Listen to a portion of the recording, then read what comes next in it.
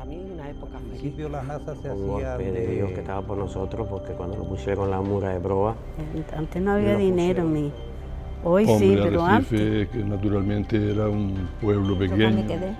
Mi padre también, mi madre. Recuerdo 4 nombres de barcos, la Fermina, el San José. El puente de allá, que hay una charca grande. al día siguiente, pa' pues pa' se Puerto de pone Nada.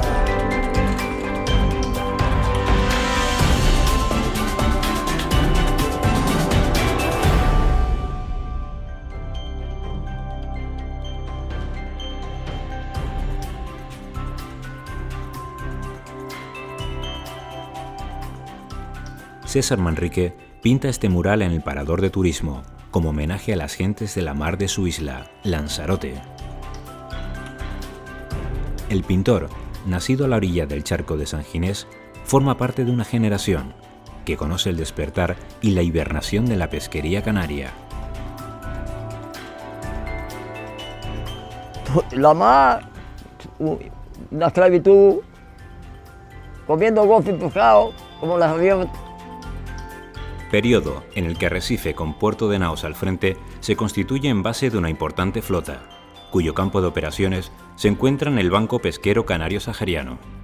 Es una zona privilegiada digamos, en la parte africana, de la costa africana, porque se produce ahí un fenómeno muy importante y da lugar, ese fenómeno se le conoce, los biólogos lo conocemos como afloramiento. Ese afloramiento lo que genera una gran riqueza en especies y en abundancia. La pesca en la isla de Lanzarote, al igual que en el resto de Canarias, se constata como una actividad practicada desde época aborigen. Se puede hablar del sistema de pesca así muy vinculado a la cultura aborigen, que es el embrosque o embarbascar. Consiste en acotar con muros de piedra o bien material vegetal, aulagas o salado, una costa que ya de por sí tiene condiciones orográficas propias para hacer un cercado, y una vez delimitada se vierte en el interior, en el agua, higuerilla, una sustancia lechosa de un aeonium que crece de forma natural en la isla, y eso produce un efecto de adormecer a los peces, pues se recogía con cestas o con telas. Prácticas ancestrales que conviven con otras importadas de Europa, después de que las Islas Canarias fueran conquistadas y anexionadas al orbe hispano. Así la pesca se convierte para la población en una actividad económica más, que comporta sus propios riesgos, especialmente los derivados de los peligros piráticos que acechan a la marinería. El estado de indefensión es tal que en Canarias durante siglos solo se practica el marisqueo y la pesca del litoral. Nosotros íbamos todos los años, 2 o 3 meses, 3 o 4 meses para allí, para el mariscaero. Allí no había casa, sino una yosita. Allí estábamos todos los 3 meses que estábamos. Las reliquias históricas sobreviven frente a las embestidas de la era moderna. Así, a modo de pervivencia, encontramos las herencias de las marcas, encrucijadas descubiertas por los pescadores, donde se localizan bancos de peces. La marca es un triángulo. Usted está en una piedra, está pescando en una piedra donde existe el pescado, y para marcarla por tierra, por la isla, busca, primeramente de tierra afuera, busca 2 marcas, y después busca otra a un lado, o bien a ese lado, o bien a ese lado, otra marca. Y cuando están casadas las 3 marcas, está usted en el pesquero. La situación cambia radicalmente a finales del siglo XVIII, por la iniciativa de un palmero, Salvador Santiago Brito, quien, según Agustín Álvarez Rizo, se traslada a Lanzarote para iniciar la aventura de las pesquerías africanas. yo creo que le llaman palmera porque la mar de aquí, de Cabo Blanco, la descubrió un barco palmero. Y yo creo que como el patrón era palmero y los hijos del patrón, que eran los que llevaban el barco, y en La Palma trajeron las cajas y por eso le llaman caja palmera, creo yo que sea. Cuando la piratería berberisca mengua, Arrecife, que había sido refugio natural durante siglos, se propone como el trampolín perfecto para faenar en Cabo Blanco y las canteras de su entorno. Sí, la palabra arrecife, según la mayoría de los especialistas en estos temas, viene sencillamente de los arrecifes, de un arrecife. Pero mi opinión personal difiere mucho de eso y yo opino que viene de calzada empedrada, que también tuvo esa sección o significado la palabra arrecife en tiempos pasados. Entonces, basándome en eso, yo pienso que hubo alguna calzada ahí en el puertito del viejo puerto del Arrecife que le dio nombre a eso.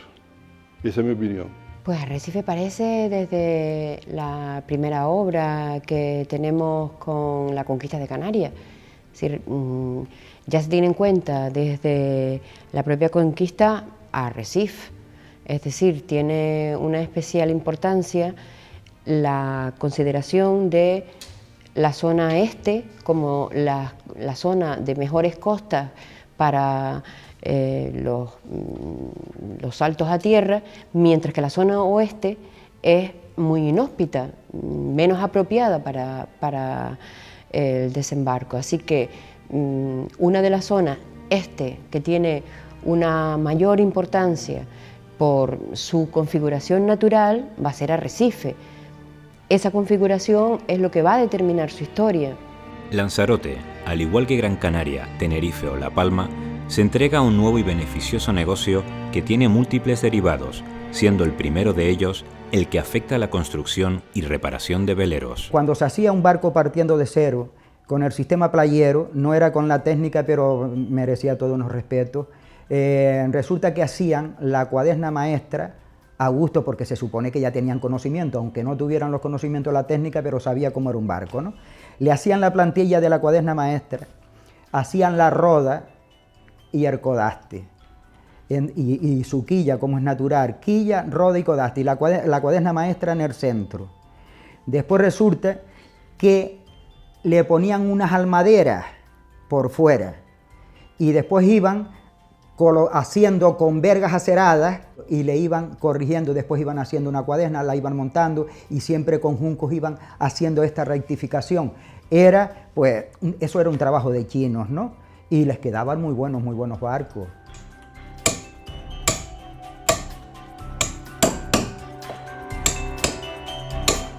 Empecé trabajando de carpintero de Rivera, y después Maestro Rafael aquí en la factoría de las Nieves, estaba allí con Rafael de León, que también murió ya, ayudándole a él, a unas cadenas que él trabajaba con el Maestro Pancho Trujillo. Y Maestro Rafael fue a calafetearlo. Y cuando se terminó de calafetear, iba a ponerle unas cuantas planchas por debajo. Y me dice, ¿tú quieres echarme una mano? Y digo, bueno, si el maestro me deja. Me dice, sí, vete. Cuando terminó me dice, ¿quieres trabajar conmigo? Digo, yo contaré con mi padre primero, porque era un chiquillo todavía. Se lo dije a mi padre, dice, el saber no ocupa puesto. Digo, bueno, pues me fui a trabajar con él. La lona era de algodón, que venía en piezas de 50 metros y 50 centímetros de ancho. Y luego los cabos que eran de Manila, le decíamos, de Pita, Manila. 12 años tenía cuando empecé a trabajar, que mi padre y mi tío Cipriano, que eran dos hermanos, llevaban el trabajo a sus casas, en el almacén que tenían ellos. Y entonces le ayudaba yo a ellos, pero luego salía a trabajar a la calle, a los almacenes de los armadores, a los 16 años por ahí. Aquella tradición queda hoy desdibujada, pero viva, luchando contra corriente como si el oficio buscase un hueco entre el amenazador futuro. Aquí tenemos unos junquitos, que es lo principal para trazar, y cogemos y vamos a hacer la cuaderna maestra.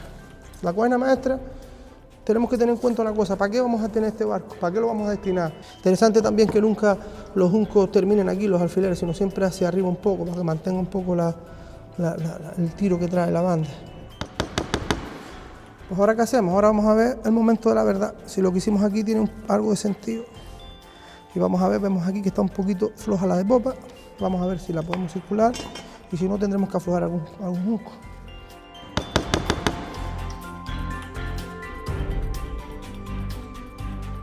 Lo que nos faltaría sería marcar lo que eran las tablas de la maqueta.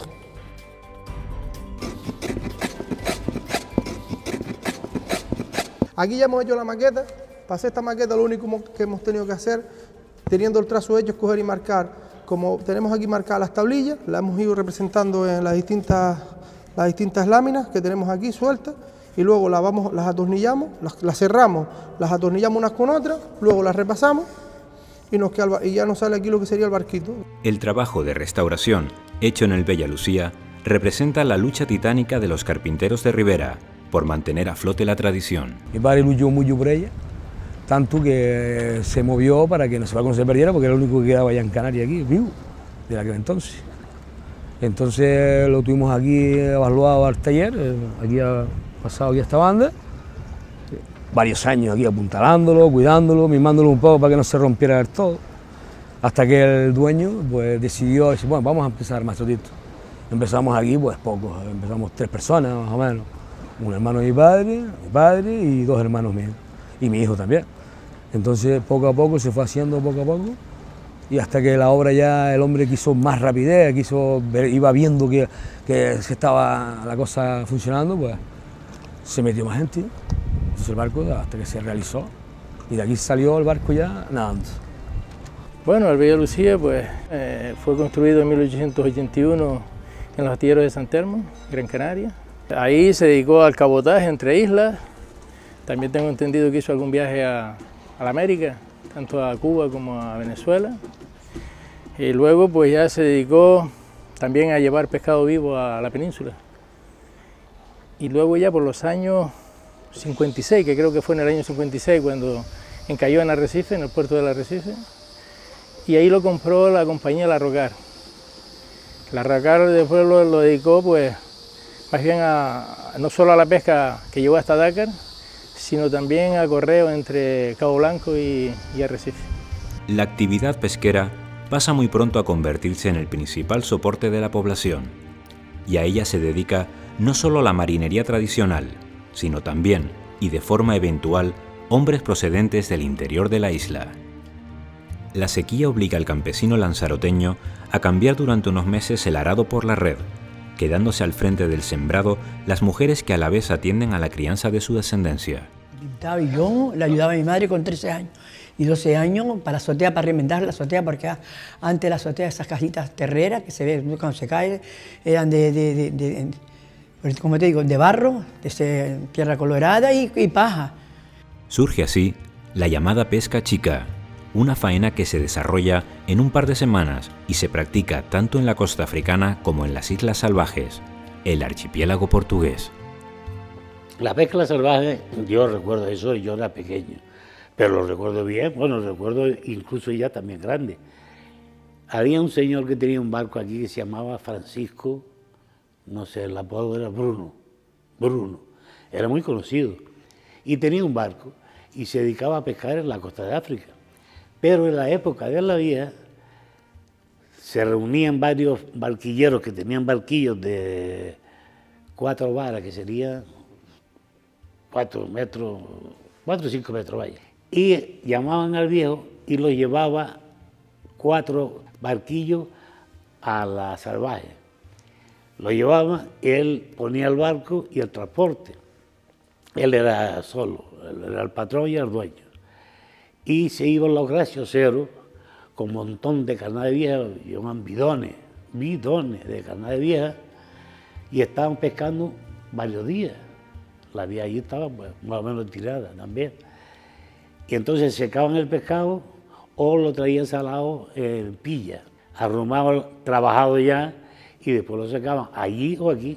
Las artes comúnmente utilizadas por estos pescadores artesanales son la liña y la nasa, pero además resulta muy frecuente observar en las costas de nuestro entorno la población de hombres y mujeres calando el chinchorro, una técnica extremadamente depredadora que estaba muy arraigada por entonces entre los pescadores canarios. Y íbamos bogando cuando nos cuadraba. Si nos cuadraba íbamos a la vela, con una velita para abajo, con 2 barquillos. Y cuando nos cuadraba íbamos jugando con los remos. Y nos íbamos a playa abajo, a Papagayo. Allí calábamos. Calábamos a jureles, calábamos a chicharros, calábamos a lo que hubiera, a sardinas, lo que hubiera. Cargábamos los barcos y veníamos para arriba, navegando. La pesquería experimenta su natural evolución, consolidándose como sector económico de primer orden, ofreciendo prosperidad a la isla y dando forma a un determinado modelo de sociedad.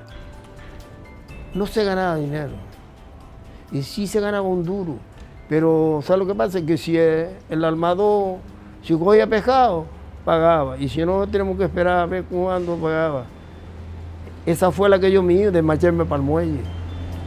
Mi abuela y Antonio Márquez, que eran los armadores fuertes de aquí, como consecuencia de un problema laboral en el tiempo de la República, parece que le exigían a mi abuela y a Antonio Márquez unas condiciones que ellos no estaban dispuestos a tolerar, y entonces rompieron la huelga.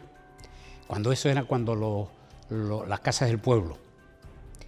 Entonces mi abuela no siguió la huelga y sacó los barcos a la mar. Entonces, como consecuencia de eso, detienen a Antonio Márquez, la llevan a la cárcel, y a mi abuela, que estaba muy enferma, la detienen en el hospital. Mi abuela murió en el hospital. Que cogían y adelantado para arreglar la ropa y comprarle ropas nuevas y dejar un poco para la casa, por lo menos para el pan, pues después también lo tenía también fiado, como le decíamos, fiado. Y cuando venía, cuando mandaba o cobraba, mi padre siempre se zafaba, hablando así como es, por mes y medio, y nosotros no podíamos cobrar la quincena de 15 días hasta los 2 meses. Los maestros carpinteros sí era un oficio que se ganaba bien. Lo que pasa es eso de que eso no se trabajaba sino la mitad del tiempo. Antes la mitad de la gente no aseguraba a los marineros, los armadores.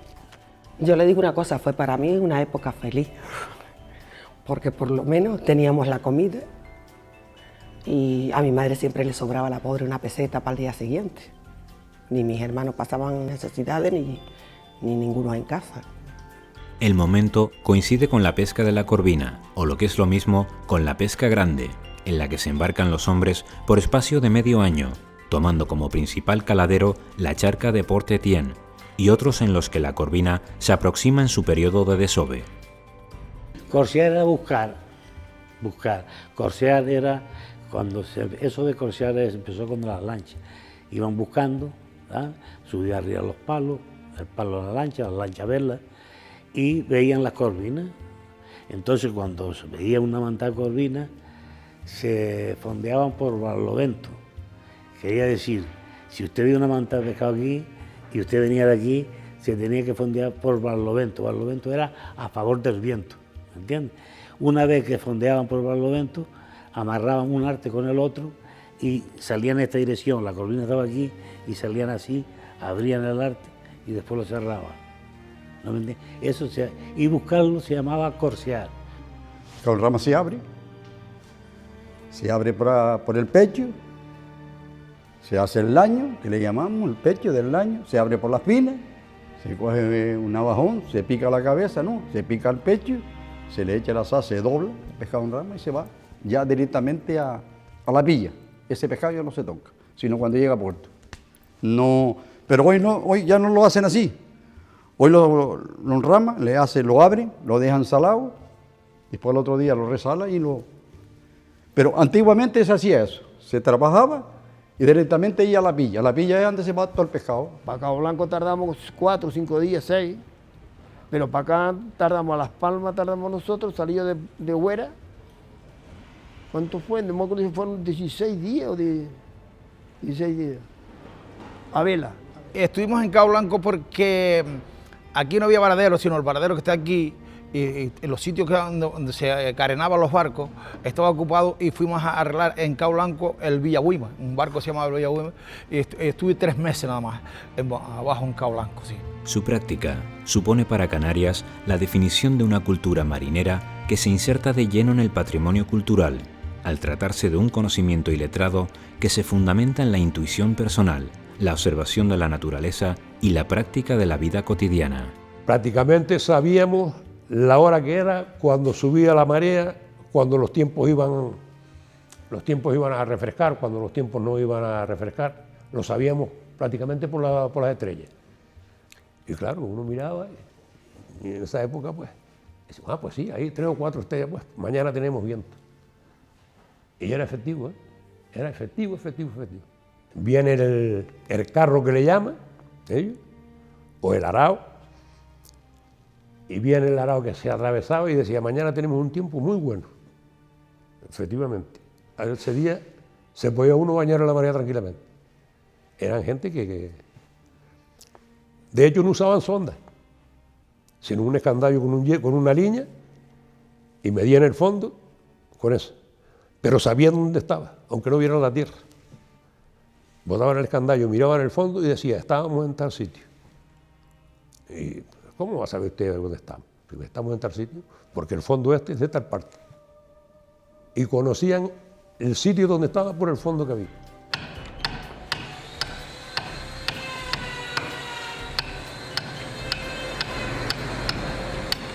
A los 14 años, en el año 55. Empecé con Manuel Sánchez. Cuando se unieron todos los calafates, porque en aquel tiempo estaba Manuel Sánchez por un lado y Anastasio y un par de compañeros más por otro. Entonces estábamos todos juntos, trabajando juntos. Coincidíamos con Anastasio, Manuel de la O, Mamelo, y un tal Elías, que ya no está por aquí tampoco, está fuera. Y Satoño, José Antonio Santana, y un par de ellos más, no recuerdo.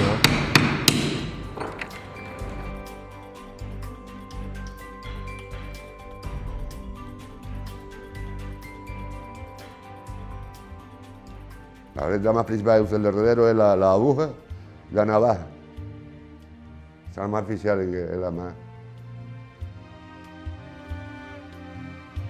A mediados del siglo XX, la pesca en Canarias da un paso de gigante, superando su periodo artesanal para introducirse de lleno en un proceso industrial debido a la proliferación de sardinas en nuestras aguas. El origen de la sardina es la conserva de pescado. Inicialmente, en una situación anterior, estaba la barrica de madera con la sardina salada, que fue muy socorrido en tiempos que yo no conocí. Posteriormente viene la lata de sardina, que se consumía de forma generalizada. Lanzarote, con sus 4 fábricas de conserva, vendían en el mercado africano latas de sardina. Eran muy demandadas porque tenían un precio de costo muy asequible y una muy buena calidad, o muy aceptable, y con un alimento pues, muy rico en proteínas. La pesca de la sardina cambia radicalmente las técnicas de pesca. Se abandonan los veleros y la sal deja de ser el conservante ideal. En su lugar, aparecieron los barcos motorizados y las cámaras frigoríficas. Nos movíamos en la franja Cabo Jubi y Tantán. Ya posteriormente empezó a pescar desde hasta los arbolitos, las boquitas de Santiago abajo, hasta al sur de la Yunga un poquito.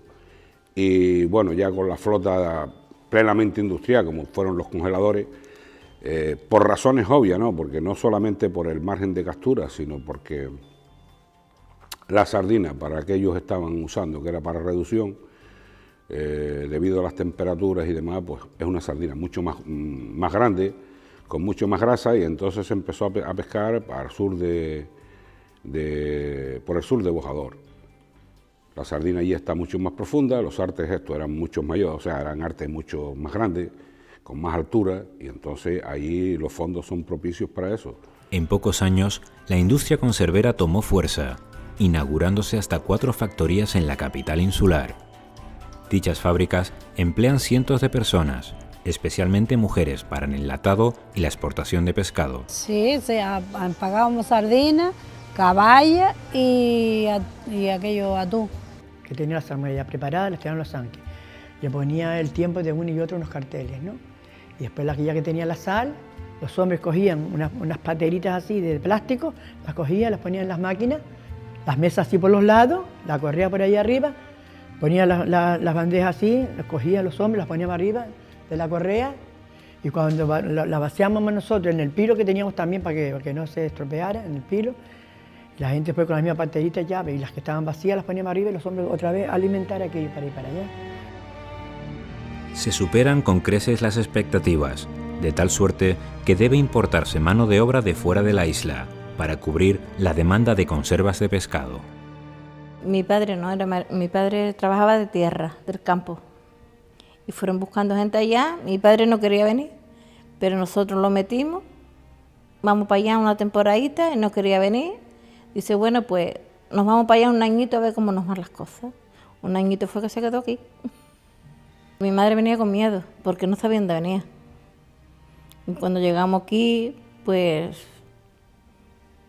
ella decía, ¿dónde estoy yo tan lejos? Hay que cruzar charco. Ella no quería venir en avión porque le daba miedo, entonces venimos en barco.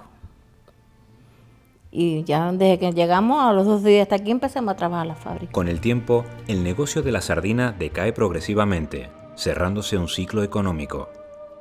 El turismo se plantea como una alternativa que recicla los excedentes de mano de obra empleada en el sector pesquero. Pero el que llegaba, venía por primera vez a Lanzarote, qué olor a pescado, porque desde que te metías en Arrecife no hacía nada más que ver chimeneas de humo, pero todo se ha terminado. En la actualidad, la pesca en Lanzarote, como en las demás Islas Canarias, es una actividad residual que mira con nostalgia al pasado, añorando otros tiempos que son recordados como parte de la épica insular y cuya supervivencia se asegura a través de los testimonios directos de sus protagonistas. Unos testimonios que forman la huella indeleble del patrimonio cultural de la isla de Lanzarote. Nos dedicábamos a la pesca la pesca chica, lo que se decía aquí, la pesca chica. Teníamos que usar una batea grande más grupo. Vamos a tener más, hoy no salimos de viaje. Un cura hoy no salimos de viaje, vamos a salir para mañana. A mí me llaman ahora para trabajar a la fábrica y digo, me voy a la fábrica. Ahora otra cosa no se pueden perder, tanta cultura no se puede perder, ¿sabes? Lo único es la escasez de agua, eso sí. Yo la parranda de los buches la conocía porque cuando salían en carnaval, que es la única salida que tenían, los veías por la calle y los niños que lo veíamos salíamos corriendo y así la conocí, ¿no?